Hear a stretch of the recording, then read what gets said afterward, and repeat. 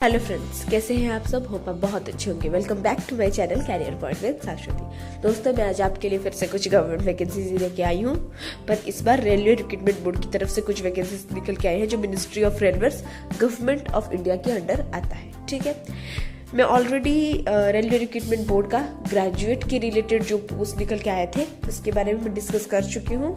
अभी vacancies out हो चुकी हैं, एप्लीकेशन चल रहा है, आप अप्लाई कर सकते हैं ग्रेजुएट के पोस्ट के रिलेटेड।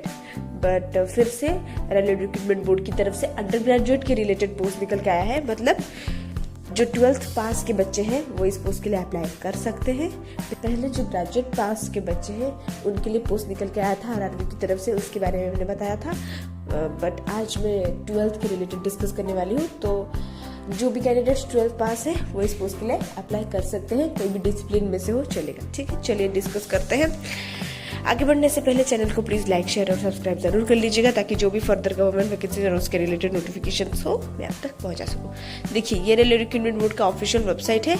आप कैसे इस तक पहुंच सकते हैं, तो rrbapply.gov.in अगर आप क्लिक करेंगे गूगल की वेबसाइट पे तो आप इस वेबसाइट पे पहुंच सकते हैं। लेटेस्ट अपडेट्स में आप देख सकते हैं अंडर ग्रेजुएट के पोस्ट 28 अक्टूबर में निकल के आया है, मतलब कल।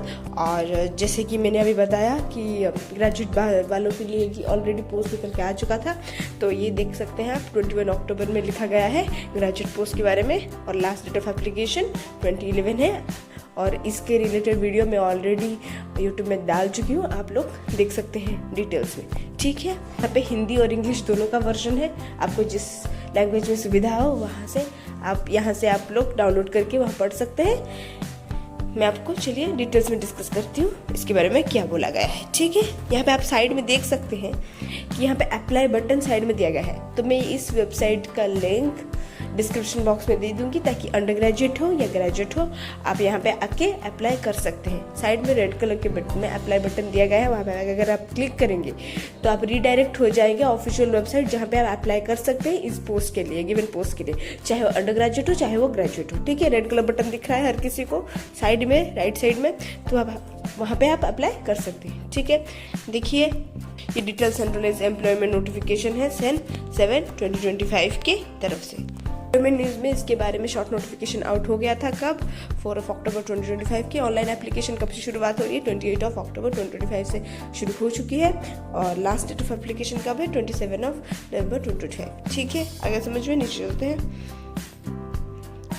देखिए ये वैकेंसीज निकल के आए हैं। कमर्शियल कम टिकट क्लर्क, पे स्केल 3 पे होगा और इनिशियल पे 21,700 होगा। मेडिकल स्टैंडर्ड B2, एज 18 से 30 ईयर्स के अंदर जो भी आते हैं इस पोस्ट के लिए अप्लाई कर सकते हैं। Total vacancies 2424। ठीक है, अकाउंट्स क्लर्क कम टाइपिस्ट, ये 2 का पे स्केल लेवल होगा और इनिशियल पे इसका 19,900। मेडिकल स्टैंडर्ड C2, एज 18 से 30 ईयर्स के अंदर जो भी कैंडिडेट्स आते हैं इस पोस्ट के लिए अप्लाई कर सकते हैं। Total post 394। ठीक है, जूनियर क्लर्क कम टाइपिस्ट, पे scale level 2, initial pay 19,900। C2 का मेडिकल स्टैंडर्ड, एज 18 से 30 ईयर्स के अंदर है और टोटल वैकेंसीज 163।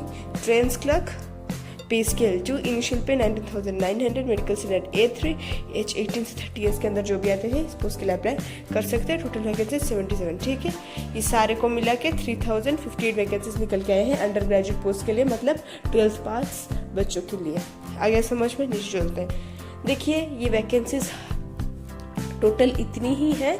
आप जिस जोन में अप्लाई करना चाहते हैं आप अप्लाई कर सकते हैं। अच्छा, एक चीज़ देख लीजिए कि आप जब भी अप्लाई करें अपना एप्लीकेशन फॉर्म तो उसके साथ अपना एक्टिव मोबाइल नंबर और वैलिड पर्सनल ईमेल आईडी दे दीजिएगा उसके साथ। ठीक है, एज लिमिट के बारे में मैंने ऑलरेडी डिस्कस कर लिया है। एज रिलैक्सेशन देख लीजिए, हर किसी कम्युनिटी के लिए एज रिलैक्सेशन दिया जा रहा है। ST/SC के लिए 5 ईयर्स का age relaxation, OBC non creamy layer के लिए 3 ईयर्स का एज रिलैक्सेशन।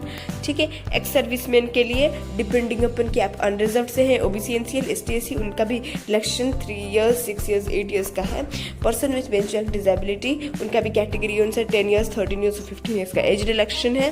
फिर आप सब देख सकते हैं यहाँ पे अदर रिलैक्सेशन भी दिया गया है। फीमेल कैंडिडेट्स जो विडो, डाइवर्स, जुडिशियली सेपरेटेड हैं उनको भी अनरिजर्व OBC ST/SC के हिसाब से रिलैक्सेशन दिया जा रहा है। ठीक है, नीचे चलते हैं।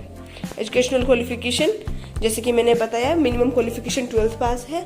ठीक है, तो जो भी बच्चे 12th पास हैं वो इस पोस्ट के लिए अप्लाई कर सकते हैं, इरेस्पेक्टिव आप कोई भी डिसिप्लिन में से हो, चाहे वो साइंस, आर्ट्स या कॉमर्स हो, या 12th पास होना जरूरी है। ठीक है। नीचे चलते हैं। एग्जामिनेशन फ़ी के बारे में देख लीजिए। सारे कैंडिडेट्स के लिए 500 एग्जामिनेशन फ़ी है, तो और 400 फ़ी आपको रिफंड हो जाएगा जब आप एग्ज़ाम अपीयर कर लेंगे CBT 1 स्टेज 1 का, ठीक है। तो आपको अभी 500 रुपीज़ दे के रजिस्ट्रेशन करना पड़ेगा। तो once you attend the exam 400 आपको वापस आ जाएगा।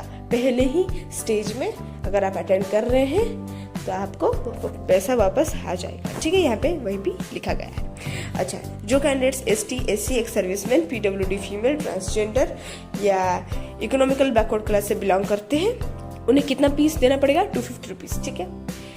और यही 250 रुपीज़ आपको वापस हो जाएगा once you attend CBT exam stage 1, ठीक है। यहाँ पे यही लिखा गया है। आ गया समझ में? क्लियर? नीचे चलते हैं। फीस का पेमेंट ऑनलाइन मोड ही होगा। वंस आपने पेमेंट कर दिया, रिफंड नहीं होने वाला है। रिफंड तभी होगा जब आप पहला स्टेज अपीयर कर लेंगे एग्जामिनेशन के, ठीक है। जस्ट क्लियर रिक्रूटमेंट प्रोसेस में only one application to any official website of RRB is required to be submitted by the candidate. इसका मतलब ये है कि कैंडिडेट को सिर्फ एक एप्लीकेशन कोई भी RRB जोन से अप्लाई करने की इजाजत है। एक से ज्यादा RRB जोन पे आप अप्लाई नहीं कर सकते, ठीक है। सिर्फ एक एप्लीकेशन एक RRB जोन से। आ गया समझ में? एग्जामिनेशन प्रोसेस के बारे में देख लीजिए। रिक्रूटमेंट प्रोसेस किस तरह होगा? First stage computer based CBT होगा, फिर second stage computer based CBT होगा, फिर computer based typing skill test होगा, उसके बाद डॉक्यूमेंट वेरिफिकेशन और उसके बाद आपका रिक्रूटमेंट। आ गया समझ में? मतलब जो बच्चे फर्स्ट स्टेज क्वालिफाई करेंगे वो सेकंड स्टेज को जाएंगे। सेकंड से CBT के बाद उनका कंप्यूटर टाइपिंग स्किल टेस्ट होगा जो 35 आवर्स पर मिनट 40 वर्ड्स पर मिनट होता है ना। तो उसके बाद ही जो वो क्वालिफाई करेगा स्किल टेस्ट, वही डॉक्यूमेंट वेरिफिकेशन के राउंड को जाएगा और डॉक्यूमेंट वेरिफिकेशन के बाद आपका रिक्रूटमेंट हो जाएगा जहाँ भी आप अप्लाई किए हुए हैं, ठीक है। नीचे होते देख लीजिए क्या स्कीम है। First stage computer based examination का 90 मिनट्स का पेपर होगा। Questions 40 questions general awareness, 30 from mathematics, 30 from general intelligence and reasoning. Total questions 100 होंगे, ठीक है। नेगेटिव मार्किंग भी दिया जा रहा है और वो 1-3 का है, ठीक है। और ये सारे सिलेबस आप देख सकते हैं, यहाँ पे दिए गए हैं, ओके। देखिए उसके बाद सेकंड स्टेज का आप देख लीजिए। 90 मिनट्स का आपका पेपर होगा, पर क्वेश्चंस 120 होंगे। 50 जनरल अवेयरनेस से, 35 मैथमेटिक्स, 35 जनरल रीजनिंग। आ गया समझ में? अभी आप सिलेबस देख सकते हैं, यहाँ पे दिया गया है, अच्छे से पढ़िएगा, उसके बाद ही अप्लाई कीजिएगा। उसके बाद computer based typing skill test, जिससे मैंने हमेशा बताया है कि यहाँ पे देख लीजिए 30 वर्ड्स पर मिनट अगर आप अप्लाई कर रहे हैं इंग्लिश में और 25 वर्ड्स पर मिनट अगर आप अप्लाई कर रहे हैं हिंदी में। अगर समझ में? ये देखिए यहाँ पे थोड़ा सा समरी दिया गया है, दिखा देती हूँ। कमर्शियल कम टिकट क्लर्क जो अप्लाई कर रहे हैं उन्हें सिर्फ फर्स्ट और सेकंड स्टेज CBT देना पड़ेगा। उनके लिए कोई स्किल टेस्ट नहीं है। आपका सेकंड स्टेज के बाद डॉक्यूमेंट वेरिफिकेशन होगा, उसके बाद रिक्रूटमेंट हो जाएगा।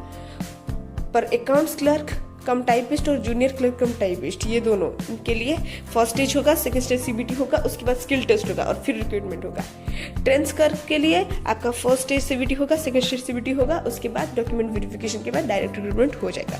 अगर समझ में? नीचे चलते हैं। कैसे अप्लाई करना है, यहाँ पे प्रोसेस दिया गया है, आप सब देख सकते हैं, ठीक है। नीचे जा रही हूँ और यहाँ पे पूरा गाइडलाइंस दिया गया है कि आपको क्या क्या डॉक्यूमेंट्स अपलोड करने हैं, आपकी फोटो कितने के बी का होगा, सिग्नेचर कितने का होगा, क्या वैलिड डॉक्यूमेंट्स रिक्वायर्ड है, आधार कार्ड, पैन कार्ड का फोटो कॉपी, ठीक है। फोटो कितने, सारे चीज़ों का गाइडलाइंस दिया गया है। PDF फॉर्मेट में होगा या JPG फॉर्मेट में होगा, सब कुछ दिया गया है। अच्छे से पढ़ना, उसके बाद ही अप्लाई करना।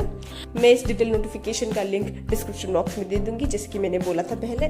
उसके साथ लाइक का बटन भी डिस्क्रिप्शन बॉक्स में दे दूंगी, तब अप्लाई कर सकते हैं वहाँ से डायरेक्ट, ठीक है। थैंक यू मेरा वीडियो इतने पेशेंस के साथ देखने के लिए। फिर मिलेंगे कुछ नए गवर्नमेंट वैकेंसीज के साथ मेरे नेक्स्ट वीडियो में, तब तक के लिए थैंक यू।